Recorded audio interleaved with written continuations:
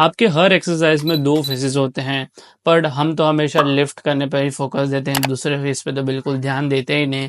But actually वो दूसरा phase ही आपको ज़्यादा स्ट्रॉन्ग और बेटर बनाता है, जिसको साइंटिफिक लैंग्वेज में हम बोलते हैं ई सेंट्रिक फेज। ई सेंट्रिक फेज हमेशा आपके ग्रेविटेशनल फोर्स के डायरेक्शन में ही होता है, जैसे स्क्वाट्स, आपके डेडलिफ्ट और बाइसेप कर्ल का लोअरिंग फेज, ये आपका ई सेंट्रिक फेज होता है। रिसेंटली मैंने एक वीडियो बनाई थी जहां पर भी मैंने ई सेंट्रिक और कंसेंट्रिक ट्रेनिंग को कंपेयर किया था और ये बताया था कि ई सेंट्रिक ट्रेनिंग आपको ज़्यादा स्ट्रॉन्ग बनाएगा और ज़्यादा मसल मास भी बिल्ड करने में हेल्प करेगा। तो आज की वीडियो में हम लोग बात करने वाले हैं कि जो बोन फॉर्मेशन होती है वो भी ये दोनों में से किस में ज़्यादा होती है। तो रिसेंटली एक ट्रायल्स किया गया जहाँ पर कुछ ग्रुप को ई सेंट्रिक ट्रेनिंग करने बोला गया और कुछ ग्रुप को कंसेंट्रिक। तो 18 वीक के ट्रायल के बाद ये देखा गया है कि जो ई सेंट्रिक ट्रेनिंग है वो बोन डेंसिटी को 4.9% से बढ़ाती है, वहीं पर जो कंसेंट्रिक ट्रेनिंग है 1.1% से बढ़ा पाती है।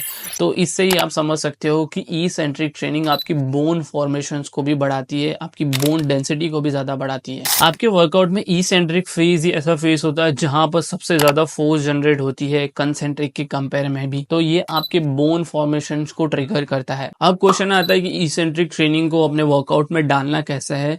तो मैं आपको एक सिंपल एग्जांपल से समझाता हूँ कि सपोज आपको स्क्वाट्स कर रहे हो, तो स्क्वाट्स में जो नीचे जाने का टाइम है, स्टार्टिंग में ट्राई करना है कि आपको 1 से 2 सेकंड लेना है। उसके बाद धीरे धीरे ट्राई करना है कि उसी टाइम को आपको बढ़ाना है, 3 से 5 सेकंड लेना है नीचे जाने के लिए। ई सेंट्रिक ट्रेनिंग करने के लिए आपको किसी भी वर्कआउट का पहले ई सेंट्रिक फेज पता होना जरूरी है। तो कमेंट सेक्शन में मुझे ट्राइसेप पुश डाउन का ई सेंट्रिक फेज जरूर लिख के बताना।